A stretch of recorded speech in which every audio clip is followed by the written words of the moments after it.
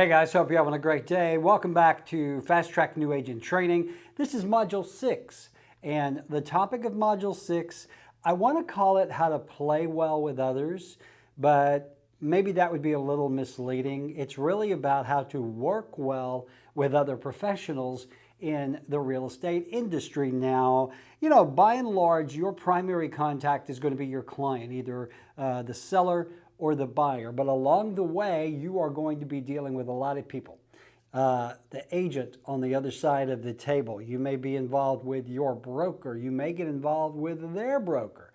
You're also going to work with folks like inspectors, repairmen, lenders, that sort of thing. Those relationships are pretty easy to manage. So I want to focus in this video on how to work well with other realtors. All right, because again, they are the ones that's going to be across the table from you, as they say. They're going to be the one representing the other side. And let me say this. When I say other side, I don't mean that it's us versus them. That's one of the mistakes that a lot of real estate agents make, is they see this as a competition.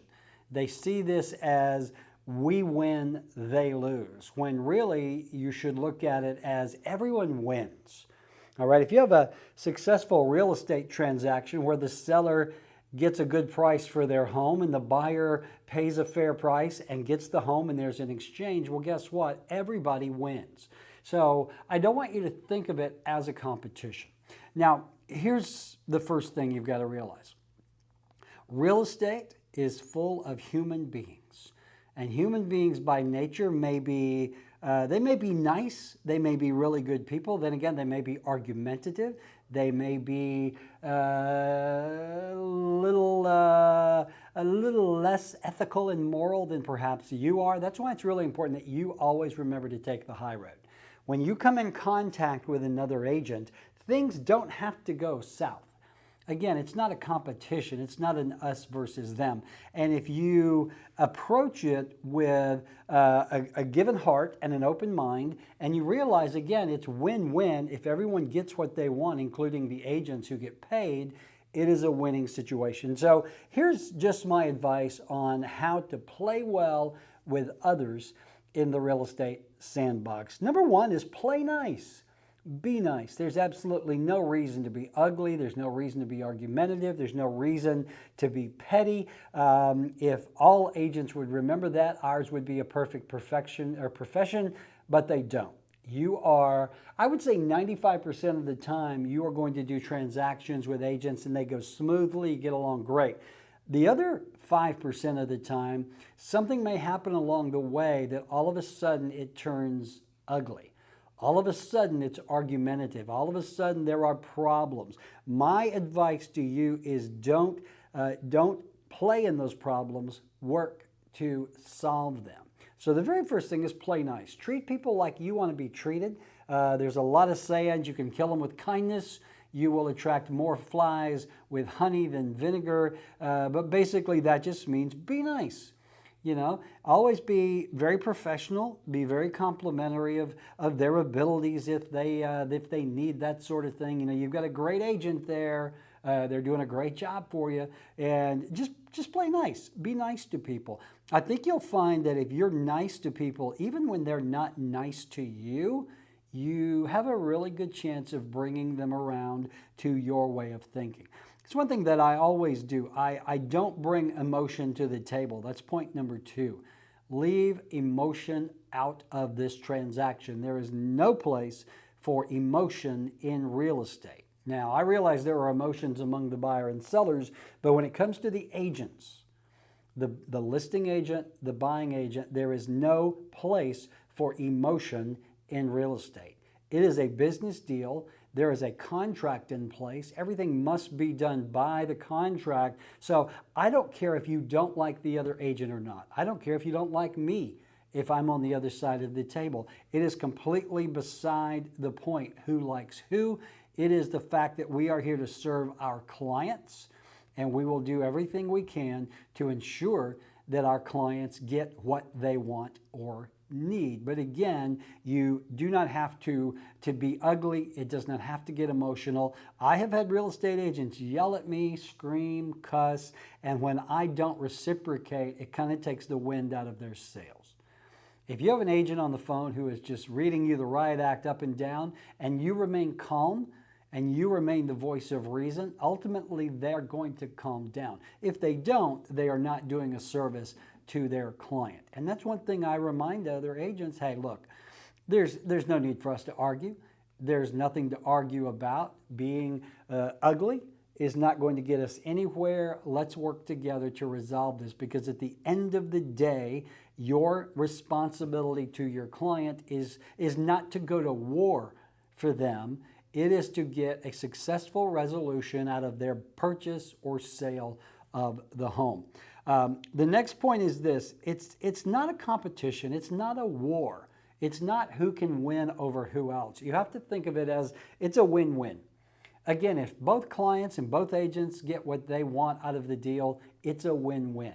It's not an us versus them, all right? A lot of people make that mistake. They think that it's immediately an adversarial relationship because the seller has an asset he wants to sell for the most amount of money possible, and the buyer wants to buy that asset for the least amount of money possible. But at some point, there has to be a meeting of minds in the middle, and the contract is signed. And once that contract is signed, that's what drives everything. Not emotion, not competition, not battle. It's the letter of the contract. Here is what we agreed to. Let's make this work along the way.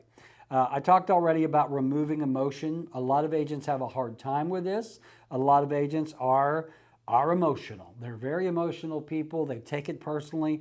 Again, I have had agents call me up, screaming, yelling, cussing. I've had them call me up in tears. I feel for them, I sympathize with them, but it does not matter, because at the end of the day, emotion has no place in real estate. So if you remain calm, if you remain the logical one, you are going to come out the other side with a successful transaction. I want you to remember what your job is as a real estate agent. Again, you're not going into battle for your client. You're not going out there to fight and win something. You're going out there to work a deal.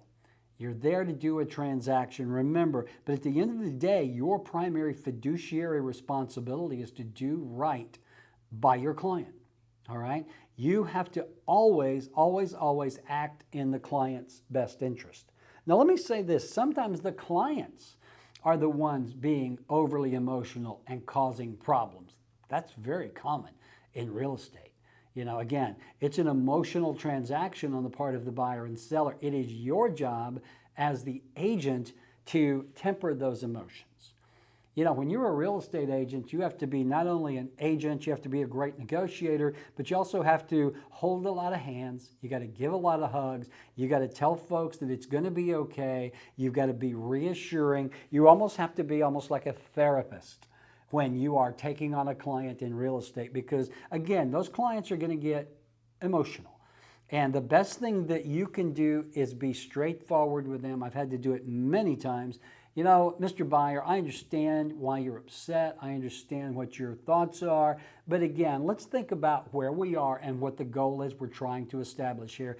It's not you against the seller. It's not you against the buyer. It is simply the fact that we are trying to get both sides to meet in the middle, come to the table, do the contract. It typically will get emotional when it comes to like inspections and requests for repairs, and that's when things often turn ugly, and the buyer will end up blaming the seller will end up blaming the buyer. At the end of the day, they will both end up blaming you. So try to keep those emotions in check. You know, if everything doesn't go along as planned, yes, there may be some bumps. You know, there may be a repair that is argued over. It may be that the closing date is slid somewhat. It may be this, it may be that. And if things don't go 100% smoothly, emotion will rear its ugly head with your buyer and seller. It is not your job to participate in the emotion. It is your job to take your client by the hand, say, I understand why you feel the way you do, but let's look at the big picture. It's not the buyer's fault that the lender didn't bring the closing packet in time and we have to slide 3 or 4 days. It's not the seller's fault that this happened or that happened. So your biggest thing that you can do as an agent is to manage your client's emotions. Don't participate in the emotions, manage them.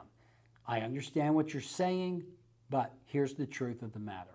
All right, that's the best thing that you can do for your client and service your client well. Always work to solve problems, not create them. All right, if I'm involved in a transaction and I know something is coming up that may be an issue, I'm going to get on the phone with the other agent and we're going to talk about it before it even becomes a problem. You know, your job is to resolve those problems. If you can head them off at the pass, Bob, I know we've got the inspection coming up. We understand that there may be some issues with the roof. We want to be fair about this, but we are not going to replace the entire roof when a few shingles will do. The best thing you can do is get on the same page with the other agent. This is why out of 400 and some odd deals, I've had very, very few that did turn ugly and argumentative, because I would get the other agent on the phone from the word go.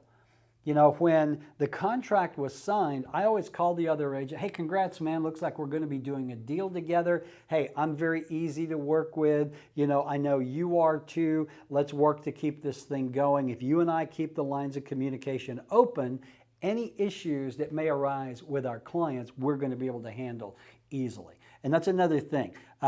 Be responsive. If there are issues, you cannot make them go away by burying your head in the sand. If there are legitimate issues, you need to address them with your client, with the other agent, with their client. You need to make sure that everybody is on the same page. And remember, we're all here to solve problems. We're all here to resolve these issues, not to make them worse. And, the final thing is this: do not ever participate in the drama. I don't care if your client is going crazy. I don't care if the other client is going crazy. I don't care if the other agent is going crazy. Someone has to remain calm and be the voice of reason, and that should be you. If you participate in the drama, it does not make things better. Believe me. And if nothing else works, then you get your broker involved. This is when there's something going on between the buyer and seller, the agents are unable to work it out, then you get the brokers of each firm involved to hopefully satisfy and make things right. And that's one of the things I'm proud to say that I've only had to get involved in a handful of deals, but the other brokers that I have had to deal with have been very logical, very nice. It's funny, the brokers, we want to solve problems. We don't want them to go on and on. All right? So if you do get your broker involved, you're pretty much at the end of your rope. But again, if you will, be professional, be knowledgeable, know what's going on. If there are demands being made, know what should be dealt with and shouldn't be dealt with. Always be polite. Be nice. Get that reputation as that one agent in town who is always smiling even when things are going bad. Believe me, you get that reputation, agents are going to want to do business with you. Be helpful. Be creative. Be proactive. If there are issues, suggest ways to resolve these issues. Don't just say, hey, that's your problem, man. I'm not dealing with it. Work with the other agent to resolve the problem regardless of who's causing the issue. One thing I do recommend all of my agents, don't take abuse. Do not let the other agents abuse you. They may call you up, they may be emotional, they may yell and they may scream, they may cry, they may threaten. Do not take that abuse. Okay, you have my permission, I don't care who you work for, to say, look, I'm a professional. I don't act that way. I don't get down in the mud. My job is to service my client by solving these issues, not making them worse. Now, If you would like to speak to me as a professional and speak to me calmly, I'm sure you and I can work together to make this problem go away. All right? Don't ever take abuse. Don't ever let anyone bully you. If you ever feel like you are being bullied, call your broker, me, immediately. Get us involved, because there is a lot of bullying that goes on in the real estate industry. A lot of agents don't want to talk about it. I have no problem talking about it. There are bullies. There's a lot of catfighting.